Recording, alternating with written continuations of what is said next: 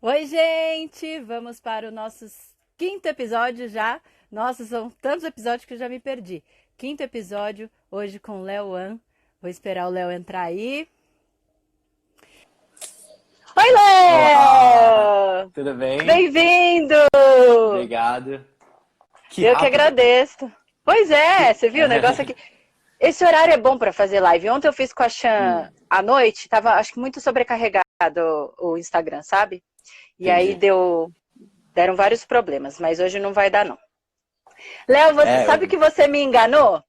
por quê? Porque quando eu te vi pela primeira vez, né, eu te conheci através, eu acho que do Ju e da Ana, se eu não me engano, que eles falaram bastante Hum, de você. E aí quando eu entrei sim. no seu Instagram, que eu vi suas fotos, eu falei, nossa, eu acho que ele tem ascendência japonesa. Mas aí quando eu prestei atenção no Aham. seu sobrenome, eu falei, não, esse sobrenome não pode ser japonês. É que meu Fala um sobrenome pouquinho é das suas origens HWAN. aí. Sim, esse sobrenome HWAN, tem muito coreano com esse sobrenome, então muitas pessoas acham que eu sou descendente de coreano. Mas é um nome, na verdade, que traduziram errado quando os meus antepassados chegaram aqui. Né? Meus Ah, antepassados, minha mãe. A minha mãe e meus avós, eles são de Taiwan. E que nem o Jui, né? O Jui nasceu em Taiwan, ah, eu sou filho sim. de taiwaneses. E o nome original era para ser Fan, tipo Fan. Mas os brasileiros que estavam traduzindo, né, os caracteres, eles traduziram errado e botaram HWAN. E a minha Gente, mas família não não tem sabia nada a ler. ver. É, porque eles traduziram errado, né? Eles deviam ter visto o caractere lá e achado que era HW em vez de F, não sei. E Tá. a minha família não sabia ler, né, a linguagem ocidental na época. Então aí eles deixaram e foi deixando e ficou o one. Aí eu sempre falo que é como se fosse o número um em inglês, né, a pronúncia. Então é one. One. Cara, que demais. Ô, Isso. Léo, eu tava fazendo uma pesquisa aqui, né, das suas mídias sociais e tudo mais. Você tem números impressionantes, cara. Você tem um canal no YouTube com mais de 230 mil inscritos, o que para o YouTube é uma marca, assim, muito considerável, relevante, né? Eu entrei Sim, também no sim. seu TikTok. O seu Ah, TikTok tem TikTok, é. mais de 270 mil seguidores e mais de 3 milhões de curtidas. Cara, é Aham. muita coisa isso, né? Você tá fazendo o Aham. maior sucesso lá. Mas acho que isso também se deve ao fato de você se autoproduzir, né? Você faz os seus vídeos, você faz tudo sozinho, né? Você edita, Sim. você faz o roteiro, você é o ator, você faz tudo, né? Sim, sim. É o que chamam de criador de conteúdo, né? Então, tipo, eu. É uma longa história, na verdade, de como que eu cheguei aqui. Originalmente, na verdade, eu tinha um canal de YouTube, que foi assim, inclusive, que eu conheci o Jui, conheci a Ana, conheci todos os atores asiáticos. Eu criei, junto com dois amigos, um canal de YouTube há muito, muito tempo, acho que faz uns 3, 4 anos, que chamava Yobambu. Não sei se você conhece esse canal. Que, inclusive, Não. a gente não se conhece em pessoa, né? Tipo, eu não. A gente. Senão eu teria te convidado para participar na época, assim, porque a ideia do canal era criar histórias com atores asiáticos brasileiros, né? Tipo, exatamente que é a proposta Uhum. do seu projeto, de mostrar como que existe uma falta de representatividade. E a proposta desse canal, que eu criei 3 anos atrás, era fazer curtinhas na internet só disso. Ai, E que aí massa. e naquela época rolou, assim, mas aí eu acabei saindo, e aí eu saí, fiz o meu canal, e aí Tipo eu um sempre Porta dos gostei. Fundos, assim, só o Porta dos Fundos asiático. Só que é menos irônico, por assim dizer. Os vídeos não eram piadinhas, não eram sketches. Era Tá. uma coisa mais assim, era drama, por assim dizer. Então era mais tipo Ah, eu diria que é mais uns dramas, um pouquinho drama coreano com comédia, que legal. em formato curto, assim. Mas isso faz muito tempo. Daí eu comecei o meu canal, tal, e aí fiz várias coisas, e hoje em dia tem o TikTok, né, eu tô me divertindo muito, assim, e tô fazendo conteúdo lá, tá bem legal, e eu tô repostando no Instagram também as coisas. Pois é, eu vi que no seu Instagram você começou a postar vídeos no IGTV de fevereiro pra cá, né? Se eu não me engano, mais ou menos. Que o IGTV, o foco sempre foi meu YouTube, né? Aí no IGTV eu coloco algumas coisas mais pontuais, assim, de acordo com o momento que a gente tá. É, isso que eu ia falar. Você faz alguns vídeos bem provocativos, né? Uns vídeos se posicionando e falando de várias situações que estão acontecendo no momento. Cara, isso é o legal da internet, né? essa liberdade que a gente tem, né, de se expressar e também essa democracia, né? A internet é bem democrática. Você acha que a internet, para nós, no nosso caso, assim, de artistas asiáticos com ascendência oriental, ela facilitou, né? Abriu portas para a gente, porque, quer dizer assim, se a gente não tem, então, um espaço na TV aberta, ou até mesmo na TV fechada, né? Ou nas plataformas de streams que estão caminhando, mas ainda tá muito lento, a gente tem a internet, né? Sim, Então, a sim. internet não tem essa seleção. Todo mundo pode fazer o que quiser, né? Uhum. Todo mundo até certo ponto, né? Porque, assim, eu acho que...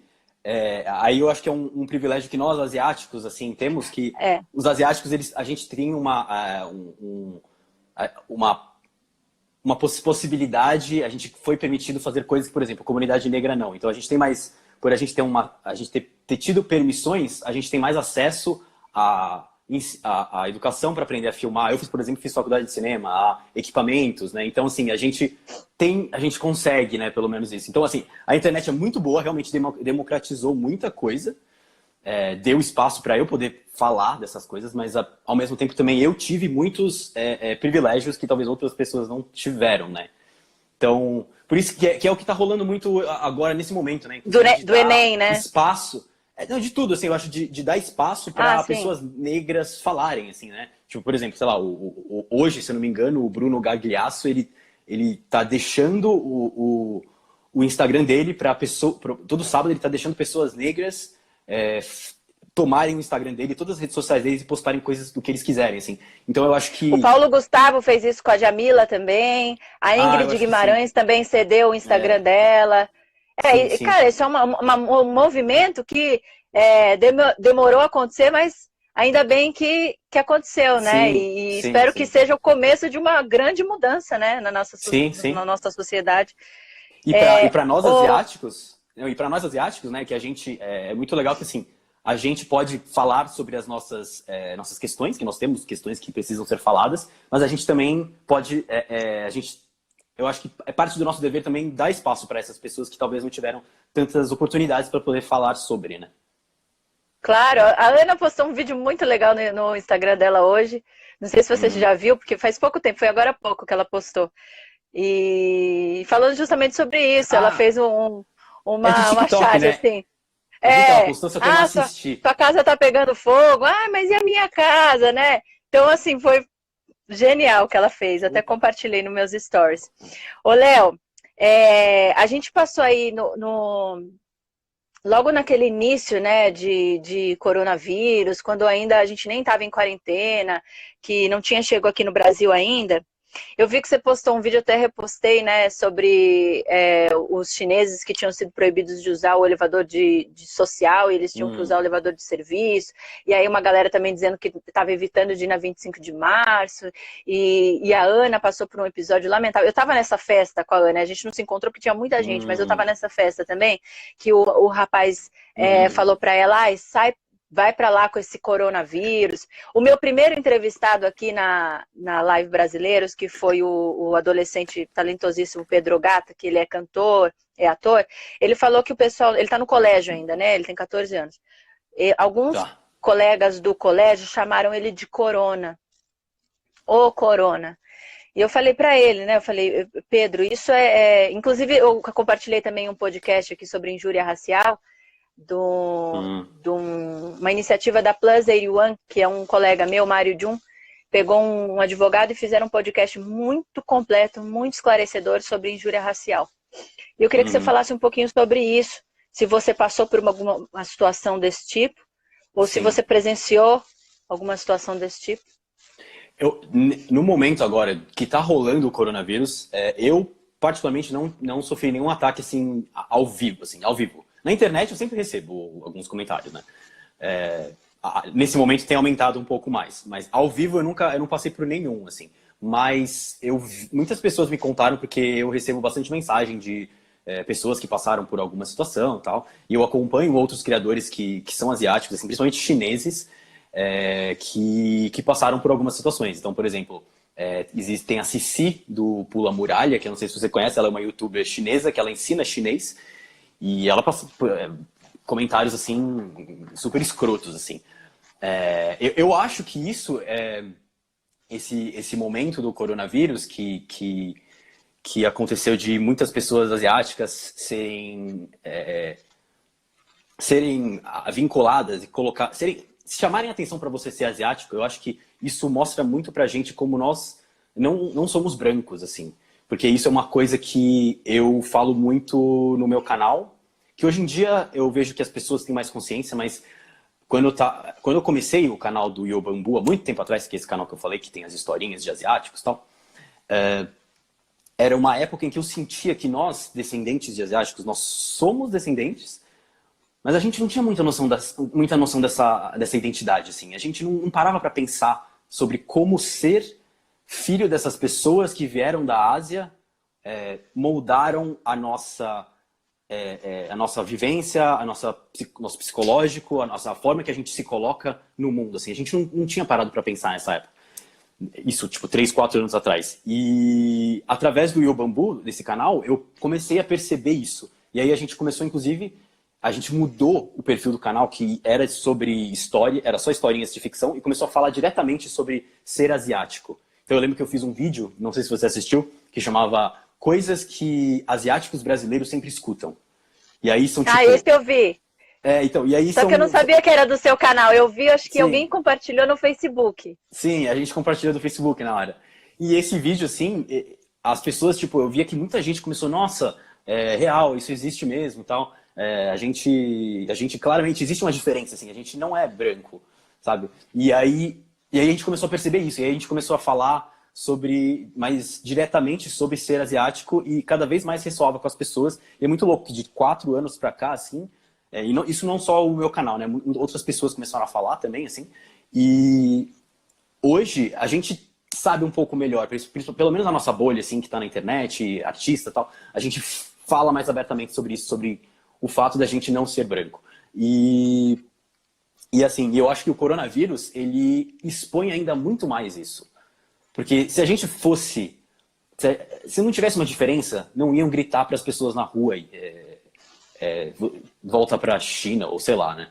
Que aí a gente pode, inclusive, falar das diferenças dentro dos asiáticos mesmo, né? Porque existe uma diferença... O imaginário popular brasileiro, ao mesmo tempo que é todo mundo igual, eles hierarquizam os asiáticos. Tipo, claramente, quem é japonês é melhor visto do que quem é chinês.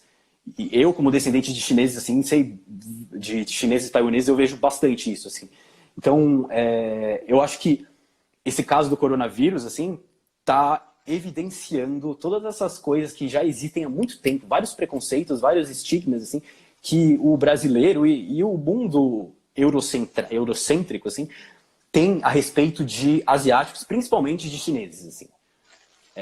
Então, eu acho que já existia essas coisas, tudo isso acho que já existia, só está potencializado por causa do corona, assim. E aí eu acho que é um momento... Eu acho que tudo isso é terrível, mas se a gente fosse tentar pegar algum silver lining, né, alguma coisinha assim que minimamente positiva, seria pelo menos ver se isso não acorda algumas pessoas para entender melhor a respeito da sua identidade, quem ela é, por que ela faz o que ela faz, sabe? Tipo, eu sou uma pessoa que, quando eu tava no colégio, eu me zoava por ser asiático para poder encaixar. Eu acho que muita gente faz isso. Não só se zoar, mas se coloca num lugar ali para poder fazer sentido na mente dos amigos que não são asiáticos, sabe? Eu acho que é muito importante começar a falar disso, assim. E até foi um ponto interessante que você falou, Léo, que historicamente a gente já vê isso, né? Às vezes alguma coisa, uma tragédia muito grande precisa acontecer para que a gente comece a prestar atenção nessas coisas, né? Haja visto, por exemplo, a morte daquele homem nos Estados Unidos, então, que ele não é o primeiro, né? A gente sabe disso, mas às vezes não tem lado bom nenhum nessa história, mas isso acontecendo, né, desencadeou todas essas manifestações que a gente está vendo agora. Então, às vezes acontece isso para outras coisas, né, acontecerem na nossa sociedade e ter essa movimentação e ter esse engajamento tão forte como está sendo agora no mundo inteiro, né? Quando você preenche uma ficha, Léo, quando ali tem cor, você põe o quê? Então, quando eu era mais novo, eu colocava branco. Principalmente porque a Branco, minha, né? Eu também, quando é, era mais nova. principalmente porque a minha mãe falava para eu pôr branco. Porque isso tem uma coisa, eu acho, de muitos imigrantes, assim, de que eles não querem que os filhos passem pelos que eles passaram. A minha família, assim, chegou aqui final dos anos 60 e tal, e passaram por muita situação de pobreza. Assim, a minha mãe, inconscientemente, por mais que ela não saiba, ah, não, pera, eu não sou branco, eu sou amarelo, ou sei lá, é, ela não, ela sabe, inconscientemente ela sabe que tem alguma coisa ali que diferencia ela e ela não quer que os filhos tenham a mesma coisa. E eu, na mente dela, tipo, não, você é branco, você não vai, sabe o que ela tá dizendo? Você não vai passar pelo que eu passei. Você é branco. Então, assim, eu preenchia branco. Hoje em dia, principalmente porque eu tenho o fenótipo asiático, as pessoas me olham pra mim, não na Ásia, no Brasil, né? Aqui eles olham pra mim e pensam, ah, não, você é japa, sabe? Eles falam isso, então eu claramente me identifico como. Eu, obviamente, me identifico como amarelo. Mas isso não é a mesma coisa a respeito da minha irmã, por exemplo. A minha irmã, ela não parece tão asiática, assim, porque eu sou meio taiwanês, meio português, né? A minha irmã, ela puxou mais pro lado português. Então, ela talvez tenha uma vivência um pouco diferente da minha, assim. Ah, Você que também é engraçado. meio a meio, assim. Então, eu acho que isso por si só já você fica meio preso entre dois mundos um pouco, assim. É, A sua exatamente. identidade fica meio confusa, né? Eu sou. O meu caso e da Ana é mais ou menos parecido, só que o contrário, porque a Ana, a mãe dela é japonesa e o pai é negro. E aí minha mãe é preta e meu pai é japonês. Hum, Aí o nosso é o contrário. Por isso que até meu cabelo é assim, tá vendo? Meu cabelo é meio ondulado, não é liso, liso, liso. E entendi. aí ficou essa mistura. Ô, Léo, você sabe que ano retrasado eu fui pra China, eu fui Ah, é? pra Shanghai. E aí eu Hum, parei numa feirinha e tinha um cara fazendo, ele fazia rosto, busto, né, das pessoas de massinha. E hum, aí tinha lá exposto, assim, ele tinha feito tipo do Barack Obama, de várias pessoas, e tava muito perfeito, cara. Eu falei, eu vou fazer também. Aí ele pegou e fez a minha. Só que quando ele terminou, o que ele tinha feito não tinha nada a ver comigo. Nada, nada. Depois eu vou até postar a foto aqui. Ele tá, fez uma pessoa, tipo, 100% ocidental, uma morena só. Eu não tinha entendi. traços nenhum de olho Aham, puxado nem nada. Aí eu aham. tava com uma pessoa que falava mandarim. Aí começou a conversar com ele. Falou assim, não, mas não tem nada a ver, olha aqui, né? Ela é descendente de japonês. Ele falou, ela é descendente de japonês? Sim. Não. Porque É para muito louco eles isso. a gente é zero. E Asiático, aqui né? a gente é 100%. Não é muito louco É isso? muito doido isso. Eu senti a mesma coisa quando eu morei em Taiwan. Eu morei alguns meses em Taiwan. E pros taiwaneses, eu era full Brazilian, assim. Eu era totalmente brasileiro, nada asiático, nada asiático. Não que, brasileiro pode ser asiático também, né? Esse que é o lance. Eu era totalmente branco, né? Então, assim, e aí aqui, em vários meios, não, peraí, você é totalmente asiático, como assim? Então, é muito louco. A Não, gente, num lugar a gente é uma coisa, no outro lugar a gente é outra, né? Léo, eu vi que nos seus vídeos do YouTube, eles são bem diferentes, assim, das resenhas. Na verdade, não sei nem se pode chamar de resenha, né? Mas você comenta, né? Filmes, você Sim. comenta anime, se eu não me engano. E você faz de um jeito diferente do que a gente costuma ver, né? Você não só fala, mas você faz ali umas intervenções artísticas e tem uma edição um pouco diferente. Você acha que foi esse formato dos seus vídeos que acabou conquistando mais pessoas e atingindo, chamando mais público para o seu canal?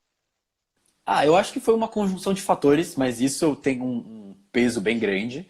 Eu acho que eu sou formado em cinema, né? Então eu tenho uma formação para colocar nos meus vídeos. No YouTube tem muita gente mais nova ou muita gente que nunca mexeu em vídeo fazendo assim. Então eu tinha esse diferencial, por assim dizer.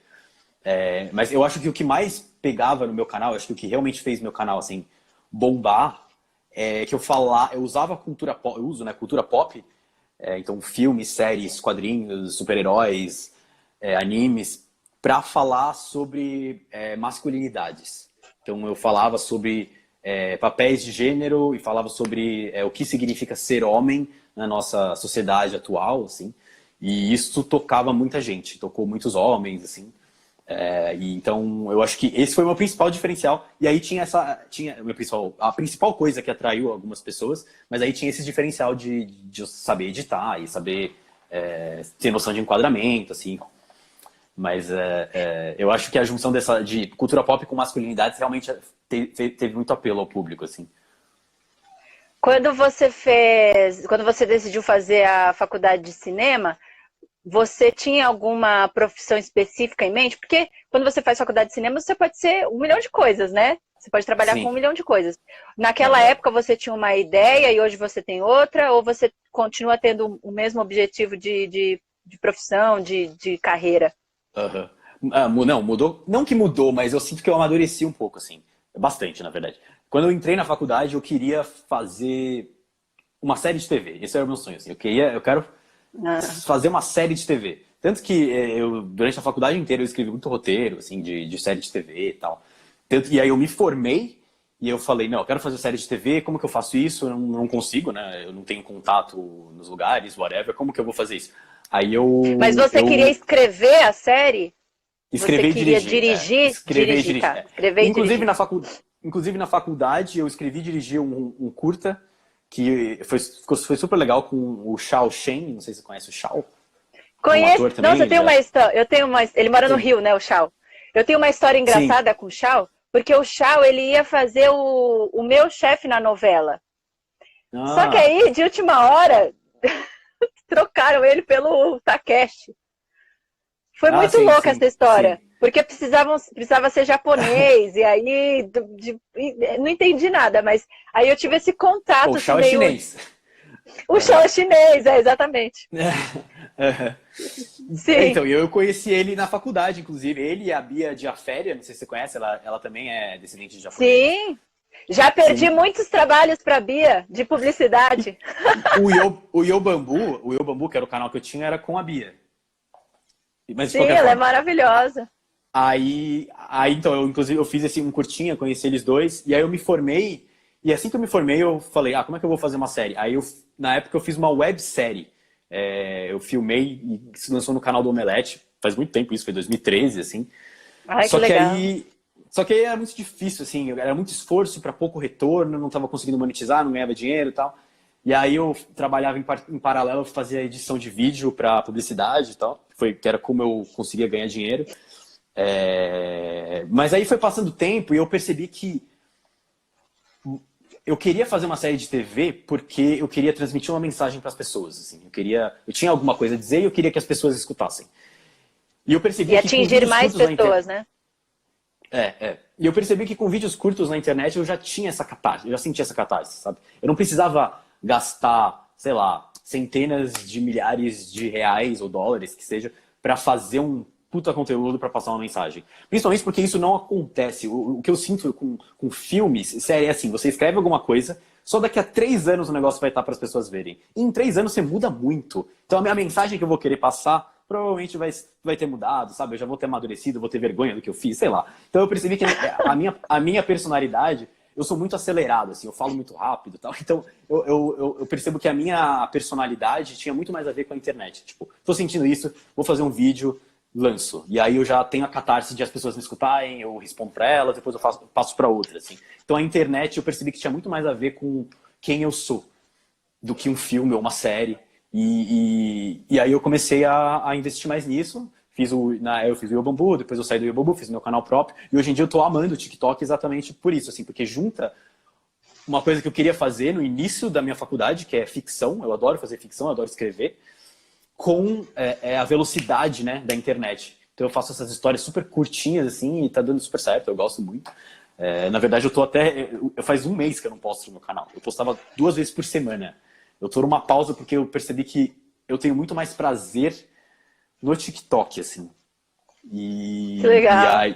E aí, então, eu tô, inclusive, repensando muita coisa. Tô num momento de repensar, porque eu acho que é isso que é a internet também.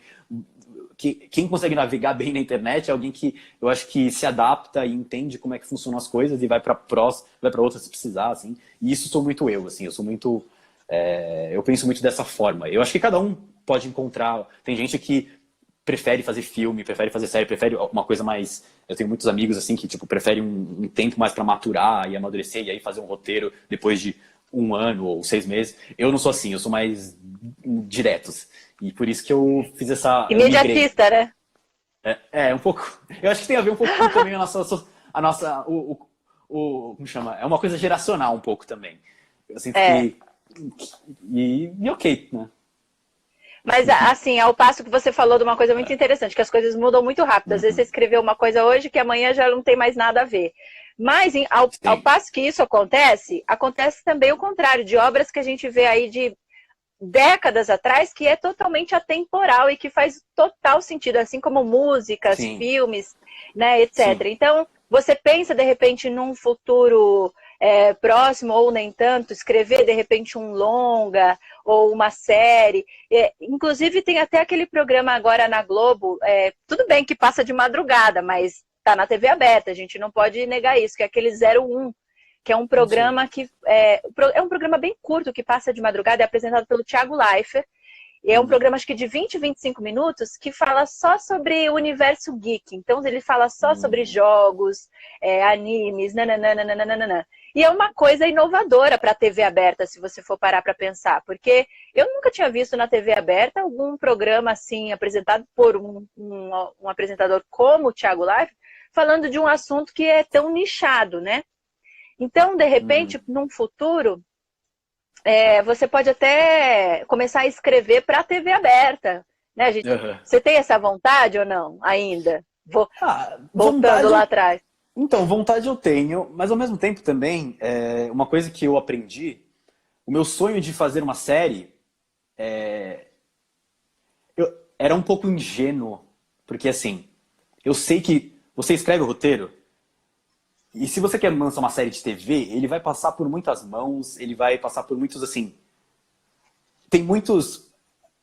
Eu gosto de fazer as coisas do meu jeito, por assim dizer, sabe? E essa liberdade eu tenho na internet. Eu não sei se eu teria, se eu teria numa Globo, assim, eu não sei se eu teria. Então, assim, claro que eu não posso falar, não vou falar, não quero produzir uma série na Globo, sabe? Mas, ao mesmo tempo, eu entendo também que eu gosto da liberdade que a internet me proporciona.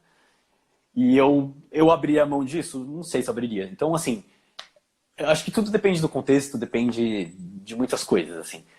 Eu sei que na internet eu tenho cada vez mais produzido algo que eu gosto, né? E tenho crescido, assim, bastante. E isso faz pessoas mais interessadas no que eu produzo. Assim, a partir do momento em que eu tenho um público que gosta do que eu produzo, talvez alguém maior, digo, sei lá, executivo, sei lá, whatever, sabe que eu tenho um público que vai me escutar, então vai respeitar a minha decisão criativa. Então, talvez construindo um caminho, eu possa chegar num lugar que eu possa produzir algo num canal grande e do jeito que eu gostaria, assim. Então, eu acho que é a se considerar, mas eu sei que sim, eu gostaria de fazer algo maior, mas ao mesmo tempo eu gosto muito do que eu faço também. Então tipo... Eu acho que é uma situação win-win, assim, sabe? E o Léo travou aqui pra mim um pouquinho, vamos ver se ele volta. Tá. Voltou. Então, é uma situação win-win, assim. Não acho que... Eu gosto também do que eu faço.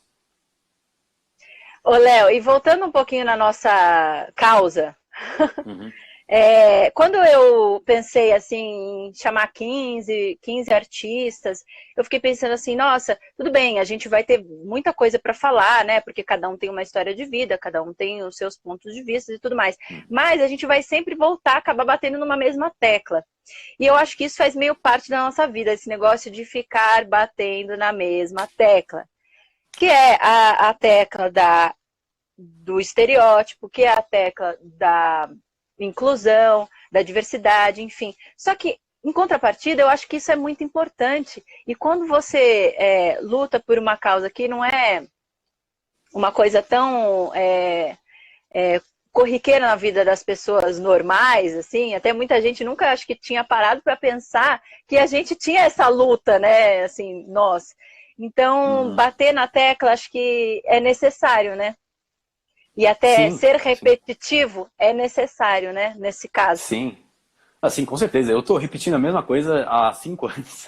Então, assim, sim, eu acho que a gente não tem noção do tamanho do mundo, assim. A gente pode botar um número, do mundo não, do Brasil, né? De número de pessoas. Tipo, a gente pode até colocar, tá, o Brasil tem tantos milhões de pessoas, mas quanto é isso, assim? Eu acho que é difícil a gente ter noção. Então, às vezes a gente fala, um monte de gente escuta, tipo, você vai lá, vai na internet, faz um vídeo, um tweet, que seja.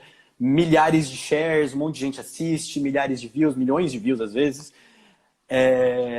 Aí você pensa, pronto, minha mensagem passou. Dá 2 semanas, você vê que você precisa falar de novo. Assim. Então eu acho que é uma coisa que precisa de paciência. E aí assim, e foi uma coisa que eu custei para eu aprender, assim, como eu falei para você, eu sou um pouco imediatista, né? Eu gosto da ação-reação, assim. E aí esse tempo, assim, é uma coisa que eu aprendi. Que precisa assim ficar repetindo muita coisa, e eu acho que para nós mesmos também, porque a gente está despertando essa identidade amarela asiática agora. Então, assim, nós mesmos, dentro de nós mora muito assim, muitos preconceitos, muitas estigmas assim que estão desde a nossa infância foram colocados na gente, agora a gente está desconstruindo, então a gente tem muitas coisas a desconstruir, então a gente tem é importante repetir para nós mesmos também, porque é muito fácil a gente voltar para um estado que a gente estava antes, assim. Então, assim, no meu canal eu continuo falando muito sobre essas questões, eu acho que é importante. É claro que às vezes cansa, tem vezes por ter pouca representatividade, muitas vezes cai sobre ombros de poucas pessoas ter que falar sobre algumas coisas. Então, assim, e principalmente quem se posiciona com relação a isso, tipo, a Ana, assim, eu falo muito com a Ana, assim, disso.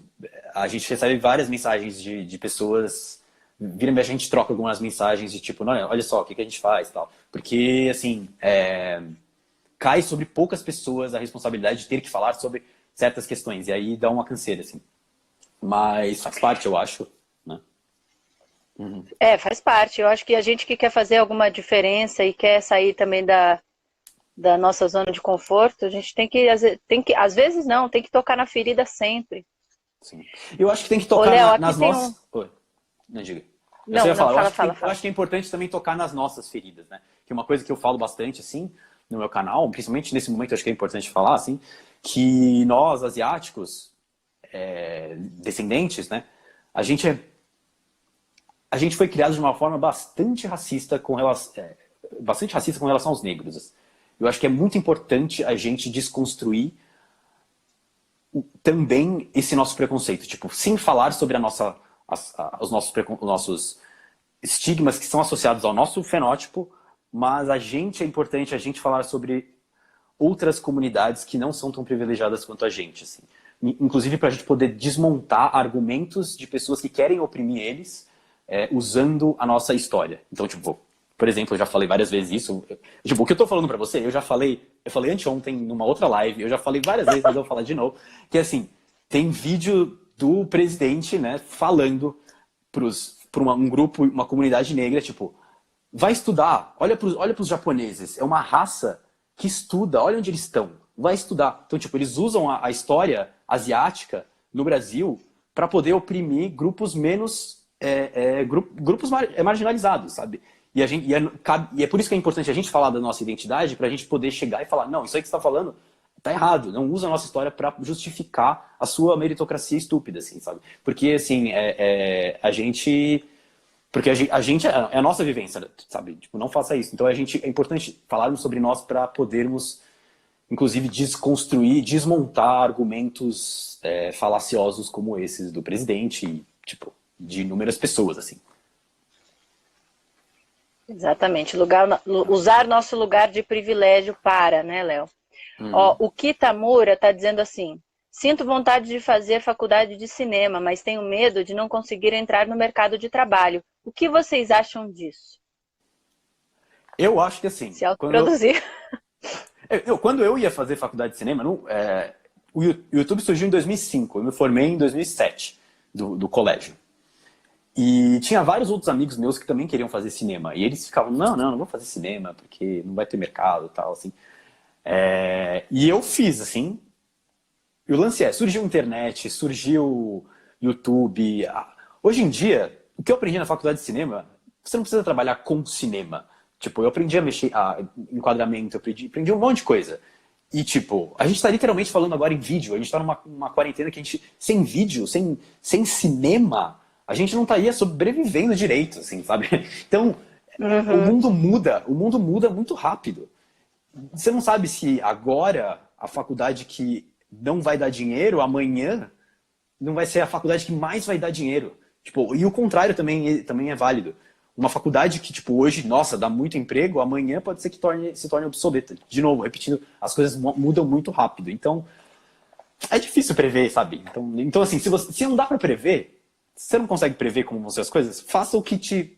Se você tem as condições, a oportunidade, faça o que te traz algum senso de completude, sabe? Que você imagina, nossa, se eu estiver nesse lugar, eu vou estar me sentindo tão assim, quente por dentro. Então faça isso. Se você não sabe o que vai dar no futuro, sabe? Então, tipo, faça o que te faz feliz. E se você não Até sabe o que te porque, faz né, feliz a também... vida é muito curta para você ficar fazendo alguma coisa que não te preenche, né, dessa maneira, que não te dá um propósito de vida e tudo mais. Ô, Léo, vamos falar de streamings agora? Hum, Você não é uma pessoa que, olhando assim, eu acho que assista muita TV aberta. hum. Você não deve assistir novela, né? Não deve assistir. Não Eu sei, posso estar assistia... errada. Não, eu assistia com a minha avó. A minha avó taiwanesa, ela aprendeu muito português assistindo novela da Globo. E era o único momento que eu Oh. assistia, mas ela já faleceu e isso é quando eu era criança. Então, não, desde 2000 2007 ou 2008 eu não assisto, eu não assisto TV aberta. E você, como um cara que estudou cinema, que vive disso, que trabalha com isso, como que você vê assim o futuro do streaming no Brasil especificamente? Porque eu sempre falo assim que a TV aberta caminha muito lentamente, falando especificamente de nós, né, artistas orientais. Uhum. Mas quando você olha para o streaming, por exemplo, você já vê uma coisa um pouco mais avançada ali. Não sei se é porque eles copiam muito o que os gringos fazem, etc., mas você já vê uma maior diversidade, uma maior inclusão. A plástica da coisa já é diferente.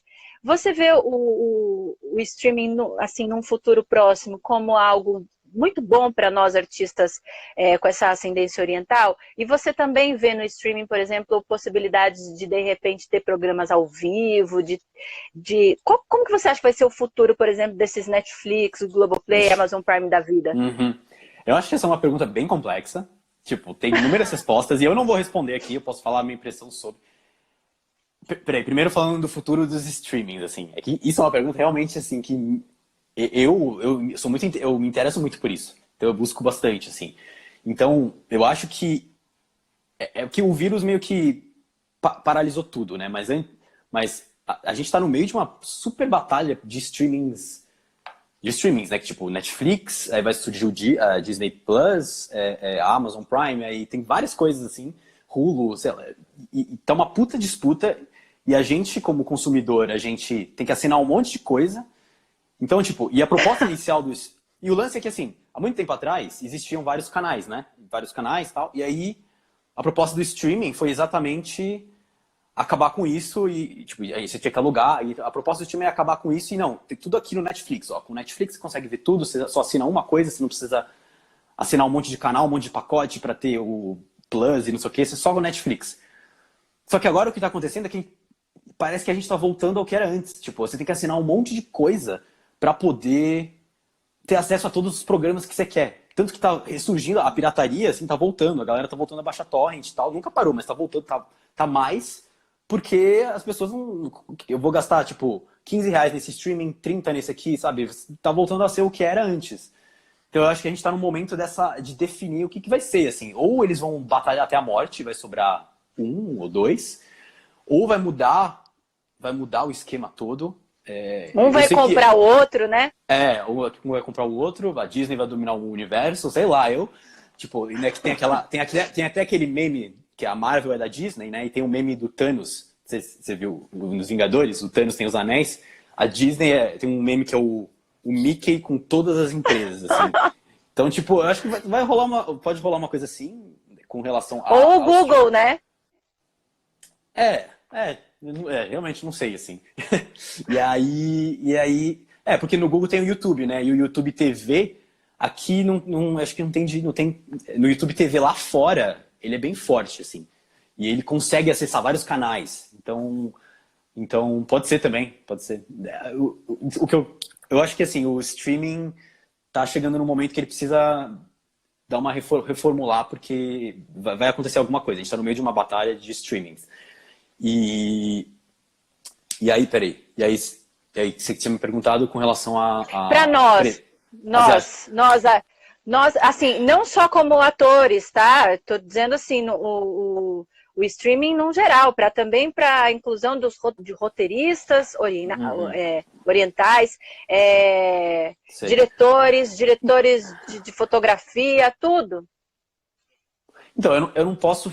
É que assim, eu tenho uma grande lacuna na minha formação, que é a parte do audiovisual brasileiro. Eu estou ligado nas coisas mais do que uma pessoa média, por assim dizer, mas eu não tenho um insight muito grande a respeito disso. Eu posso falar mais a respeito do audiovisual dos Estados Unidos, assim.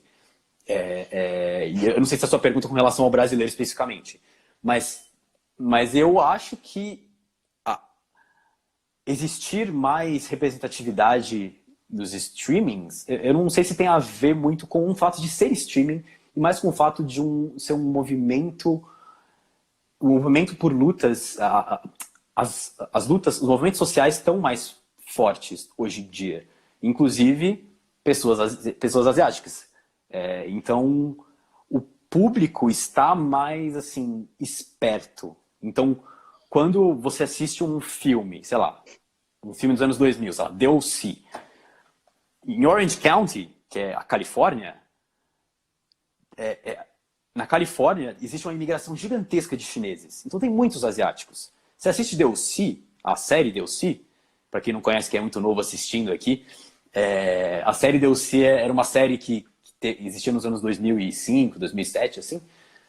Só tem atores brancos de olho claro. Tipo, então, e aí, hoje em dia, essa série não ia funcionar muito bem. Por quê? Porque o público está educado. O público ia ver e falar, não faz sentido isso.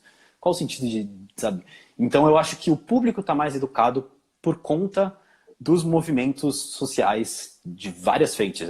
Movimentos, seja racial, seja movimento LGBTQ+. Então, assim, eu acho que as pessoas estão mais espertas e elas percebem que elas se verem nas telas é um direito delas. Elas consomem aquilo e elas querem se ver nas telas. A história delas, não só a aparência, né? A história. Então elas querem roteiristas racializados de outros grupos marginalizados, de outros corpos, pessoas gordas. Então, assim, eu acho que pra mim isso é... Eu posso estar falando besteira, assim, mas eu acho que isso é fruto dos movimentos sociais terem ganhado força, sim, por conta da internet, mas não necessariamente o streaming.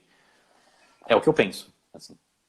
E eu acho que isso é um movimento que, por exemplo, na publicidade, isso alguns anos atrás começou, deles começarem a perceber que aquela beleza padrão, aquela beleza inatingível, aquela coisa plástica, né, muito perfeita, não vendia mais. Porque o mundo estava mudado e as pessoas já não se identificavam e não se sentiam representadas por aquilo. E aí até você pode ver agora a publicidade trabalha com pessoas normais, né? Pessoas, belezas comuns e com diversidade também. E aí eu acho que o futuro também da TV aberta, dos streamings, caminha para isso, porque a partir do momento que você assiste uma coisa e não se sente ali representada naquilo, aquilo já não faz mais sentido para você. Uhum. Se eu assisto uma série que não tem nenhum oriental, eu não vou continuar assistindo, cara, porque para mim não faz sentido nenhum e não reflete a realidade. Sim, sim. Você sente também isso também? Sim, assim, se eu vejo que é uma série que tem a grande maioria branca, né, um padrão de beleza, um padrão estético, um padrão de história, assim, eu também, a não ser que seja uma série antiga, tal, que eu posso, beleza, vou assistir. Atual, assim, não tem desculpa. Inclusive, sabe, se uma série atual sair desculpa. Assim, vai rolar um backlash. Tipo, mesmo as desculpas bestas do Game of Thrones, sei lá, Game of Thrones só tem atores brancos. A desculpa era, não, mas é que naquela época... Mas, tipo, naquela época, o que você tá falando? Tem dragão ali, tem, sabe, então, assim, nem isso é desculpa. Existem séries medievais que têm representatividade, por exemplo, tem uma série do Netflix que é O Príncipe Dragão, que é uma série animada, que se passa numa era medieval, que, tipo, existem elfos negros, existem, sabe, É super diverso, o protagonista é descendente de negros com asiáticos, sabe? Então, tipo, eu acho que as pessoas estão cada vez mais educadas e exigindo representatividade. E isso... E aqui no Brasil também, né? Porque se você for ver, a imigração japonesa é centenária. Então não tem desculpa para você fazer uma... Até novela de época. Novela de época nunca tem, cara. Novela de época... Eu nunca vi uma novela de época que tenha um artista oriental. Uma vez que a imigração japonesa é centenária. Não faz sentido nenhum isso. Sem falar no Brasil os casos de yellowface, né? Que é quando você pega uma pessoa branca e fala que ela é asiática, assim. Gente do céu. Que rolou mais de uma vez aqui. Mais de uma vez, aqui. Então, assim, aqui no Brasil tá bem, eu sinto que cada vez a gente está falando mais falando sobre asiático, né? A gente está cada vez falando mais sobre essa vivência, mas ainda tem muito que a mídia brasileira aprender sobre como representar a gente, assim, asiáticos. E eu acho que os brasileiros asiáticos, eles, inclusive, precisam se educar mais e exigir mais coisa, eu acho. Exigir mais representatividade, porque a gente ainda está muito quieto, eu acho. A gente está muito à margem, né? À margem de... O Jui falou isso muito, acho que a gente não quer só estar na televisão, a gente quer papéis bons papéis, bons personagens. A gente não quer ser só o que frita pastel. A gente não quer ser só o estrangeiro. A gente quer bons papéis, né? Papéis de destaque também. Sim. Por que não? E com, assim, histórias que nos representem também, porque pouco adianta ter pessoas com a nossa cara, mas não ter um roteiro que conte sobre a história, que reflita quem a gente é, assim, né? Tipo, usar kimono dentro de casa, sei lá, umas coisas assim.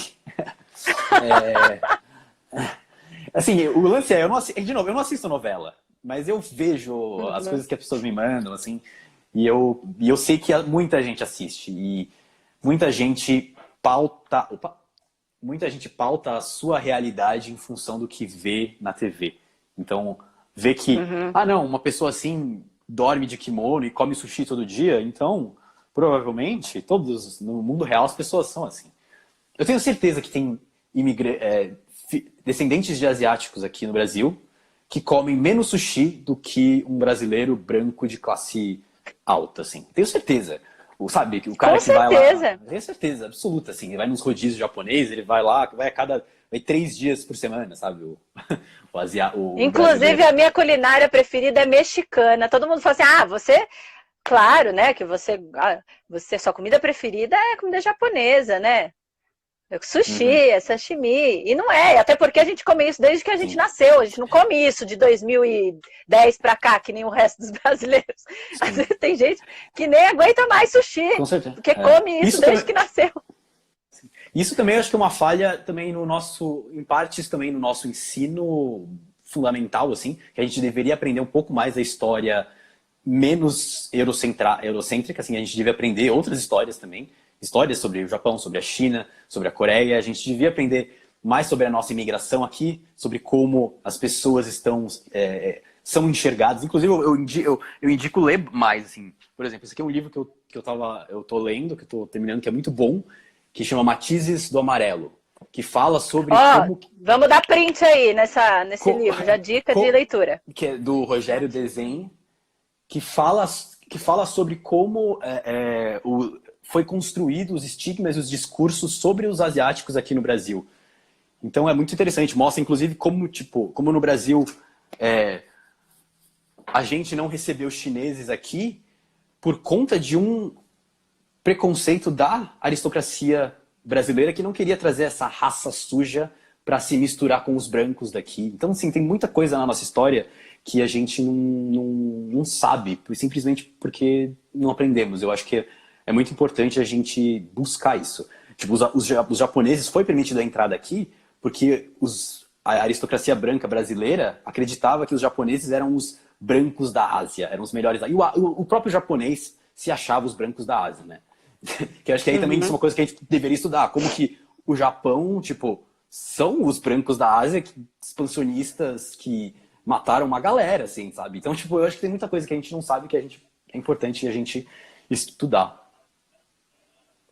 Isso aí. Léo, eu tô assim, durante a live, toda que não dá, a gente não tem tempo para ler todos os comentários, mas eu fui, enquanto você falava, eu ia lendo, e assim, tem muitas pessoas aqui que admiram o seu trabalho, que Obrigado, acompanham os seus gente. canais, pessoas que fizeram comentários do tipo, não sei se o Léo tem noção do quanto os vídeos dele pode ter mudado a vida das pessoas, muito obrigada. Pessoal que realmente admira muito tudo que você faz. A Lígia aqui, a Lígia, também nossa colega de profissão, outra atriz maravilhosa, concordo totalmente, estava falando Sim, disso agora, conheço a queremos Liz. ser retratados como pessoas que somos, estamos vivendo no Brasil há várias gerações. É isso mesmo, Lígia. Inclusive, depois daquela novela, de uma novela que usou muito esse negócio de yellow face que a gente falou, Sim. surgiu até um movimento, que é um grupo Oriente, né?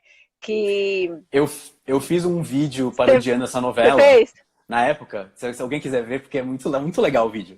Chama o nome do vídeo é Sol Poente. E basicamente assim, Sol Poente! é, é o ator. Muito bom, porque a novela chamava Sol Sol Nascente, né? Nascente. O ator Ken Caneco, sabe o Ken? Ken Caneco?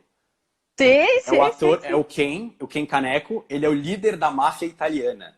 Então você tem o Ken Caneco, que fala com sotaque japonês, imitando sotaque italiano, Italiano. comendo macarrão o tempo todo. É muito bom, é muito bom.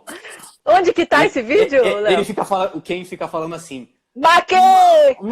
O Ken com sotaque japonês imitando sotaque italiano. É muito bom.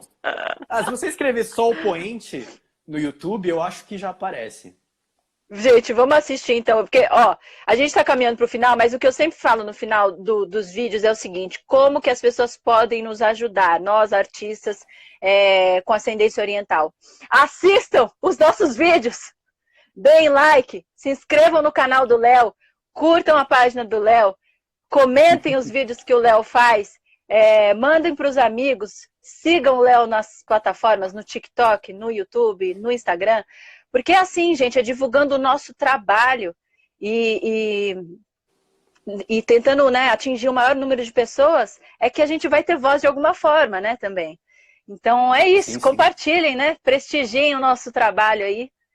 Sigam a Muito Lígia obrigado pelas também, a Lígia mensagens. aqui.